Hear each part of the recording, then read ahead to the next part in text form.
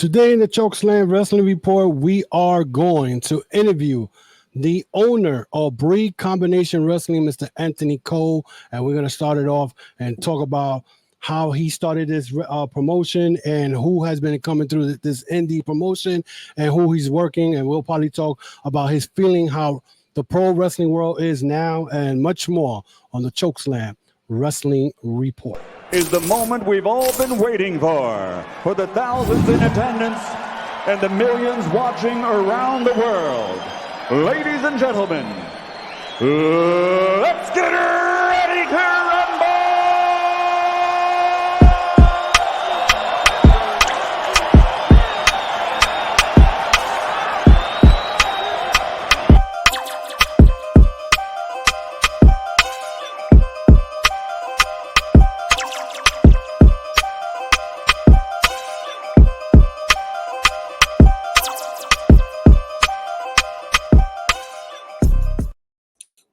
Welcome to another episode of the Chokeslam Wrestling Report, behind the current edition.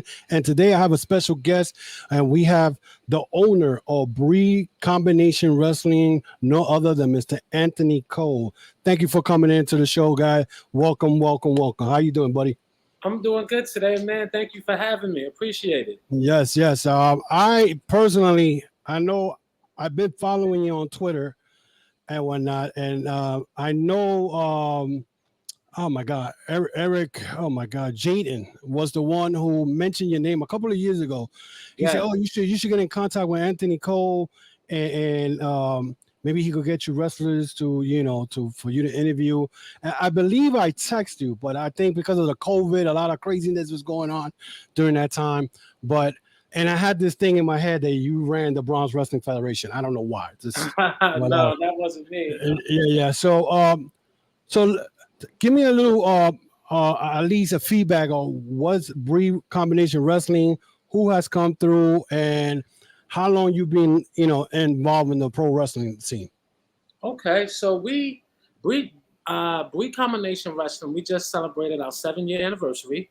But we've actually been running for 8 years. Like you said, due to the pandemic, we had to take 1 year off. We started in 2016, and we were based in Queens. We were running out of the Elks Lodge on Queens Boulevard. Then we wanted to expand, so we moved to New Jersey. And we've been running at the Mecca in New Jersey since about 2019, probably. Mm-hmm. Yep. And, so far, I think, in my personal opinion, I think we've been doing pretty good. We've had we've had some tremendous talent come through our doors. Like, my first anniversary was Billy Gunn. We've had Billy Gunn, we've had Moose, we've had Leo Rush, and we've had a plethora of the female ladies on the show. We've had Devonay, we've had Marina Shafir. The list goes on and on. Tasha Steele, Faye Jackson. Oh man, just Sue Young. Everyone that you can possibly name of has come through these doors, and I think it's great because it just shows like the trust and the professionalism that we have, that, we can keep acquiring these names. Listen, and it's true because I started following indie wrestling about 2020, 2021. And my opinion on indie wrestling, as far as New York, New Jersey, there's a lot of egos. You know what I'm saying? A lot of promotions, a lot of promoters, they do little, shady stuff or whatever.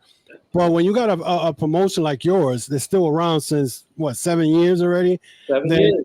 Something's being done right, and then all the people you named in there, they actually went there and wrestle. I mean, who are the guys right now that are wrestling? Because I saw Bouji in there. I think he's your champion. I mean, I know Bouji. Yeah, I know Bouji from I met him the first time in Invictus. Okay. And now he's and this is what I say when it comes to the independent promotion, where there's a guy like Bouji working for you, but yet he has worked for MLW. Mm-hmm. He has worked for I think he showed up one time at AEW. I could be wrong. He did. He showed up at AEW one time. Yeah. Right. Yeah. And the last time I saw him, he was working with Ken Bro in House of Glory. Correct. So you got guys like that they come through. I mean, something's being done right there. Yeah, definitely appreciate that, man. Yeah. So I mean, and so where do you see yourself as far as taking this promotion? I mean, do you see it maybe 3 years down the line, maybe being up there probably with a TNA? Because I mean, you developing talent there. You developing talent. Yes, listen, I tell my team all the time, like, you know, when I first got in this business, I really didn't know wrestling business. You know, I came from the music industry, but in my opinion, business is business. Once you understand the basics, the foundation of business, all you got to do is open the book, read, learn, and that's what I did. So from 2016 to today, it's just like I've been on this track where I want to be as big as a TNA, as an NXT. I don't want to be them. I want to be BCW. But I want to be mentioned amongst the greats, you know, the Ring of Honors and the AEWs, because that shows that, you know, they've been doing good business, you know, and that's how I want to be known. Like BCW, you go there, you know, there's no shenanigans, there's no funny business. You come in, you get your job done, and you're appreciated at BCW, you know. And what I tell my guys today is like, I want to get to the point where I can put you guys all under contract and we can do what we love, make a good living, and travel the world. You know, it's interesting that you said that you came from the music business. Now, usually people that are involved in pro wrestling, either they were wrestling fans back in the days. So my question is, was you ever a wrestling fan growing up? Growing up, I was a wrestling fan. I come from the Andre the Giant, Hulk Hogan, Ric Flair era. Okay. You know, my favorite wrestler of all time is Andre the Giant. Oh, wow. Yeah, that's unheard of. I never heard anybody say that Andre the Giant was his favorite. You know, Andre the Giant was like superhuman to me because real life story. Andre the Giant was out at a bar. Some guys were making fun of him, and then they got into a car. I think there were 4 guys in the car. Andre the Giant turned the car over. You know, and I'm like, wow, like that is incredible. Like to me, he was superhuman. You know, and I remember when Hulk Hogan. Go ahead. There was other stories about him that he could drink a whole box of beer by himself. Yeah, like 24, the whole pack. So you know, but go ahead. I didn't mean to interrupt you. Oh no, that's all right. And you know, he was like my superhero. And then I remember as a kid, man, when Hulk Hogan slammed him, it was like, it was so devastating. It was as bad as when Buster Douglas beat Mike Tyson. That's how bad it was, man. So did you see him get body slammed at WrestleMania 3, or you saw him get body slammed before that? WrestleMania 3. Because he got body slammed by Hulk Hogan back in they showed it on TV. Remember they used to give it on Channel 9 back then? Yep. He got body slammed when Hogan first came in 1978. And he body slammed Hogan. I mean, Andre. And I remember seeing that. I was like 8 or 9 years old. I was like, oh my God, no way, you know? And that those days, you know, that type of thing, you never thought it would happen. So so you was a wrestling big fan back then. Yes. And how far and how long did you continue watching wrestling after that, or you stopped for a while? I continued up until about D-Generation X. Oh, okay. So that's the NWO DX era. Yeah, I remember that. I remember one match that was that I thought was amazing. The way they put it together was when Hulk Hogan had won the title from, I think, Triple H. No. Nash, Kevin Nash.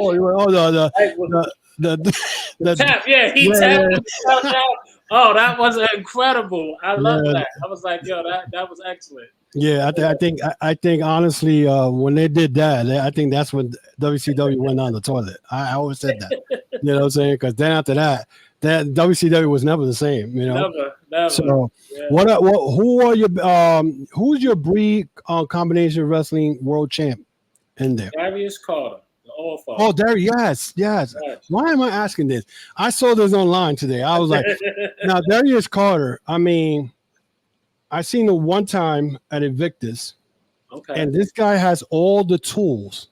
Yeah. To be higher than what he is right now. You know, I'm not trying to, diminish anything that the other small promotions do with it, but I feel that his talent, where he's at, he should be at AEW or WWE. I mean, do you see him going up there soon, or I'm sure he's not content where he's at, but I'm surprised he's not there now. Like, I've worked with so many wrestlers, and each one of them excel in their own, in their own every area. But like Darius, he's like the complete package, man.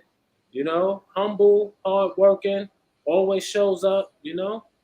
And there's a lot of other guys like Darius, but when you have to like set the expectations, like I use Darius as the gauge. I mean, has TJ Marconi passed through that? Because I mean, right now he's TJ like Marconi, yes indeed. Love TJ. Yeah. Because I mean, him, he's another guy that it's funny because he used to live close by me, not far from here, and whatnot. But TJ Marconi is another big man. Who I feel that he moves very well in the ring.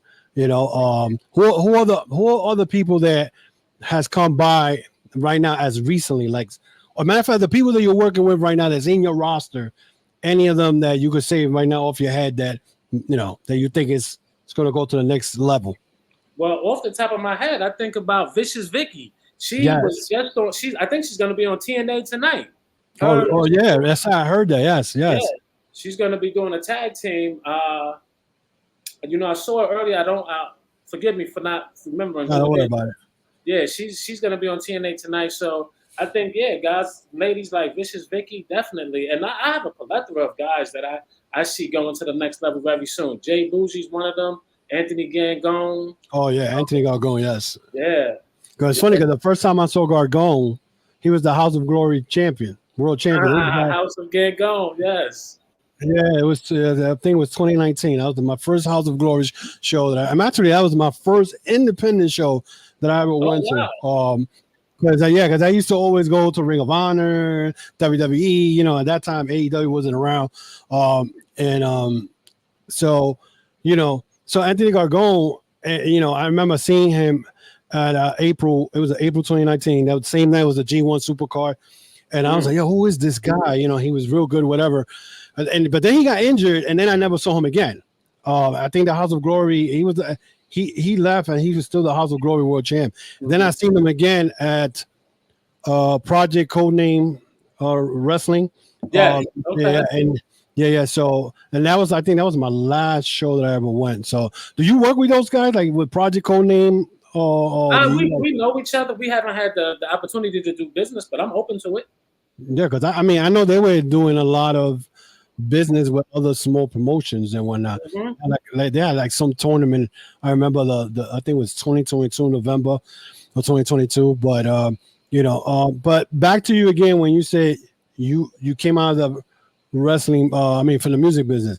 What made you go into the wrestling? Was it because you used to be a wrestling fan, or you figure like, okay, I could do the music business, but I want to do this? You know what? It was actually my team that got me into the wrestling business. A couple of my friends like grew up with wrestlers, and I would always tell my team like, we can't use every idea, but pitch them. There might be a diamond in the rough, but if you don't pitch it to me, we'll never know. So one night, two of my guys called me up, and they were like, "Yo, Ant, let's open up a wrestling company." I'm like, why on earth would I do that? And they're like, listen, man, it's a new avenue. It's a new stream of income, and we need a promoter that knows the business. So I'm like, all right, let me check this out. This was January 2016. My two guys called me, and then, they showed me what it would take to put in, put together a wrestling show. I learned a little bit, as time went on, and we started this in January 2016. We did our first show March 2016, and these guys were great. They put everything together. They showed me the venue, stuff like that. And then after that first show, man, I was bit by the bug. And you came in at a good time, because I remember 2016. Yeah. By then, 2014, Bullet Club was very popular. Right. Yes. Ring of Honor was. They were making a lot of numbers. New Japan was hot. Kenny Omega was out there. Yes.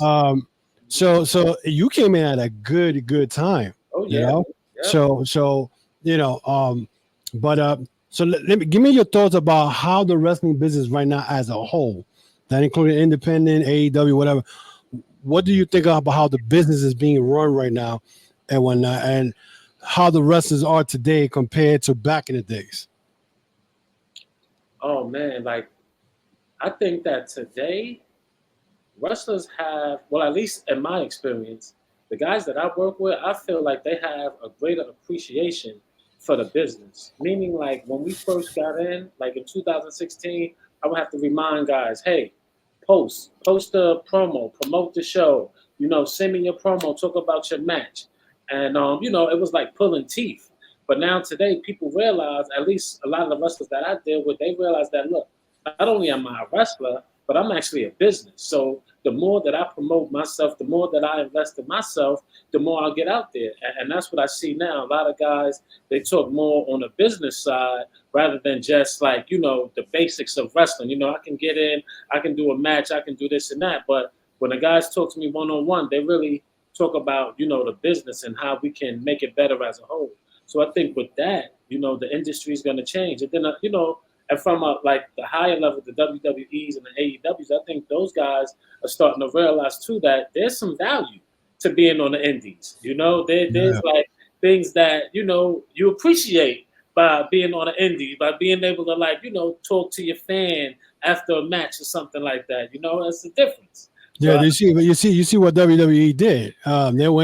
They saw Stephanie Vaquel have one match with Mercedes Moné, and they went and they grabbed her. You know what I'm saying? Yep. So, I mean, the wrestlers that I dealt with, luckily enough, they've been good work. I dealt with Chris Cage, PJ Savage. I think PJ Savage right now, he's on another level. That boy's in another level. Right now. I like PJ Savage too. I mean, and he's a Titan Championship Wrestling World Champion over there. Yep. And this guy is like, he's on point with his. You know what I'm saying? Like. I don't know if you got guys that work like that way. I mean, he does his own promos. He does his own, I think, logos and all that. I mean, do you have guys that do that? I do. I have a few guys on my team that do that. They put everything together. They make sure we have a good package. Yeah, definitely. How many of you guys as a team? Is a bunch of you guys or is a team? Just three of you? There's three of us.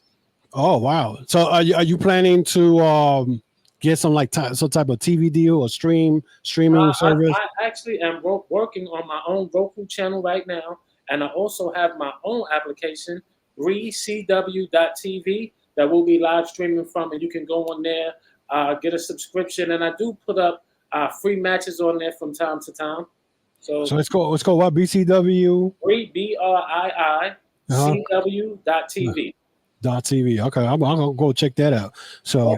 But you never had any bad experience since you've been it's going to be 8 years already. In your 8 years as being an owner of a company, I mean, you don't have to tell me the how you call it, the wrestlers or whoever did it. Have you had any bad experience with any wrestler where you felt that this wrestler's head was bigger than the company, that he thought he was bigger than the company? Oh, most definitely. I've had a few. A few. Yeah, a few. Yeah. And how you dealt with that? I mean, do you tell them, look, if you don't, you could do your match and then don't come back, or? Each situation is different. Each situation had to be handled different. Like I remember one situation, I had a guy come in to do a seminar.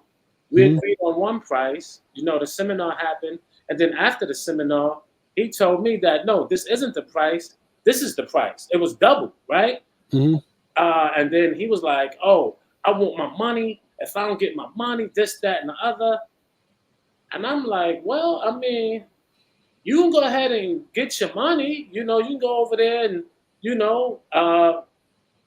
but it's just not going to end the way you think it's going to end. That's I'm no gangster, but I'm not going to be bullied either. So you're not going to get punked either. Right. So. You know what I'm saying? So it's like that's happened a few times. Some people come in there, with the big ego and thinking they tough and stuff like that, but I don't back down, and I'm not intimidated. So, So also, do you plan to have like a podcaster to like interview you guys and promote it, or you already have that?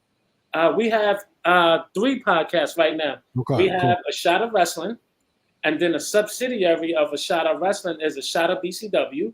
Mm-hmm. And then in conjunction with that, we also work with Around the Ropes podcast and a shot.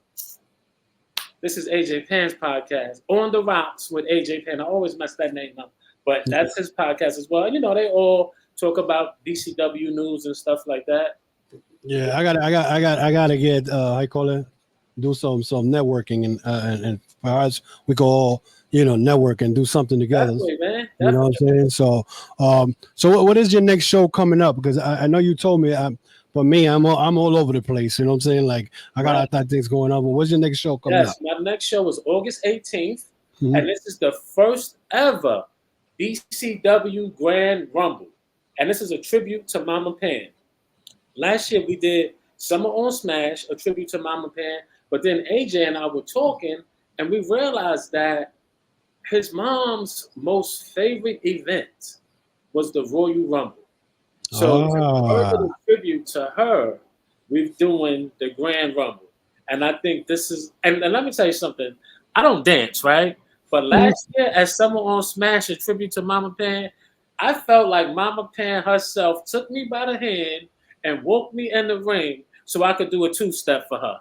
And I was like, my daughter saw that, my friends, they were like, Aunt, you don't dance. You never dance. I'm like, yo, that was a tribute to Mama Pan. Yeah, so, her spirit was there. I'm looking forward to it this year. August 18th at the Mecca, doors at 2, bell at 3. Where's the Mecca located at? 106 Bergen Avenue, New Jersey, Richfield. Okay. Yeah. I think there's all the indie shows go there. Yeah, man, that's the Mecca now. We're gonna make that the next Madison Square Garden. Yeah, they do sometimes they do 2 shows there, sometimes at 3:00. Then there's another one at 7. That's the only place I haven't gone, to the Mecca. Oh wow. And I haven't, I'm like, I'm gonna go, but then I'll be like, oh, they're traveling and all that. But when yours is August 8th, right? August 18th. 18. All right. Let me write that down. August 18th, because I definitely want to check it out. I'll probably come by, check it out. Oh yeah, that'd be great, man. Let me know. Yeah, because hold on one second. Give me a second here. Okay, I got it. Yeah, so you know what I'm saying? Because I haven't been in it's been a while since I've been in an indie show. Because the last indie show I went to House of Glory back in December. And whatnot, and after that, I haven't gone to any indie shows and whatnot. And people hit me up, like sometimes PJ will hit me up or Chris Cage will hit me up. Okay. Oh, we got this show, whatever. You know what I'm saying? There's a lot of things going on with me right now, but definitely want to check out your show. I mean, I'm always willing to work with somebody, whatever. You know what I'm saying? And see what they bring. Vicious Vicky. The first time I met Vicious Vicky was at the Bronze Wrestling Federation, and this was back in 2020. I think she was their champion back then. Yes. I know she's gone through rough patches, whatever. But to me, anybody that overcomes that, they get all the credit in the world. And like I said, Eric Jaden was another guy, and which I lost total contact with him and whatnot. He was another guy that was going through a lot in 2020. But like I say, he mentioned you. He was like, oh, you got to get together with Anthony Cole and this and that. I don't know if you have heard from him. Have you heard from him at all? You know what? Eric had retired. Like, he was going through some personal stuff. And, I would talk to him every once in a while. But, it's been a long time since I heard from him as well. Yeah, because I know he was on Facebook for a minute. Yeah. And then I know he was putting up a he used to do a like a newsletter, talk about the wrestling industry and all that. And then after that, I just lost total contact with him, Yeah. So, but hopefully he's fine, you know what I'm saying? Yeah, man. So I'm looking forward to the show. Definitely. I mean, I definitely want to see Bouji again because I haven't seen him in a while. Oh, yeah. So what's the main? So that's the main event, the Rumble. The Rumble, no, we're gonna have all 4 champions in action that day. Vicky, she's gonna be defending her title. Jay Bouji is actually doing his first title defense at BCW. Darius Carter, obviously, he's gonna be there. And then the newly crowned tag team champions, Stunning Law, which is Ernie Burke and Emily Jade. So they're gonna be in action as well. And then of course you have the 20-man Royal Rumble. So listen, I am excited about this show. Anytime we do a show where we add a new element to the show, oh man, it gets me so excited because it's like this is a challenge. Are we going to overcome the challenge or are we going to fail? But either way, we're going to do it. We're not going to quit. So let's do it. So when you mean all the challenge, I mean, like, is it people coming to see the show or everybody just it's yelling together, huh? It's the gelling together. Like it's the structure of this show. Like when we normal shows, it'll be 8 matches. You know, you go out, you say, okay, you know, you guys got 7 minutes, you guys got this. Yeah. But with the Rumble, it's like, you know, it's got to be timed perfectly. You know, the first 2 people come in, 2 minutes later, the next person comes in. So there's going to be a lot of moving parts. And we've never done something like this before. I know it can be done, obviously, but we've never done it. So this is exciting. Listen, you've been in the business for 7 years. And if you're still in the business for 7 years, people still coming to see you, you must be doing something right. I appreciate that. Yes, indeed. So what is it? The beginning of the Rumble is what, 5 minutes? 5 minutes, yes. Oh, this is just like the WWE Royal Rumble. Just like Yeah, I think, but now the Rumble is every minute they come out, some shit like that. Something like that, yeah. So you know, any thoughts on AEW? I mean, their storylines. What do you think about this? Because they get beat up on social media as far as their storyline. Do you think AEW, as far as a company, will be able to survive all this criticism and all this stuff within the next, I say, another 3 years? I think so.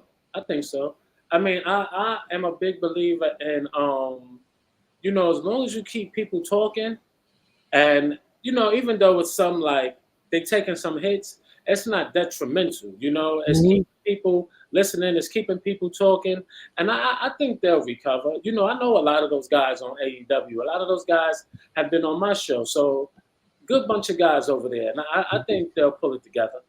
Yeah. What do you think about WWE? I mean, I think WWE exploded from the Vince McMahon era when McMahon left to what it is now. I mean, I think this year from all the pay-per-views I've seen, I think the most horrible show they had, I think, was Clash at the Castle, which to me, I think that was a horrible show. But everything else, they hit it on the mark. I mean, do you think can they go any higher than what they are right now? Because they're up there, man. You know what? I don't even know. That's a very good question, right? Because most of the time you say there's always room for improvement, right? Like where does WWE go? They're at the top. They've been at the top for so long. You know, a lot of companies have come for them. You know, and they've managed to either acquire that company or put that company out of business. So they definitely know what they're doing as far as the business is concerned. But can they go any higher? I mean, if they start doing shows on Mars, then yeah, definitely get that rocket ship from Elon and head on up there. So what do you think? What do you think about their working relationship with TNA? Because I mean, they have worked with TNA. I remember they brought in, I forgot her name. There used to be the TNA champion, not Jordan Grace, the one before that. She came in 1 year, and then this year they had Jordan Grace, and now they're bringing in Joe Henry. Joe Henry now is in the roster. I mean, they actually in the WWE roster, but he signed with TNA. I mean, do you think it's a good thing for TNA because they figure, well, we could use the NXT talent, or is it WWE trying to set up TNA where they figure Jordan Grace's contract ends on January?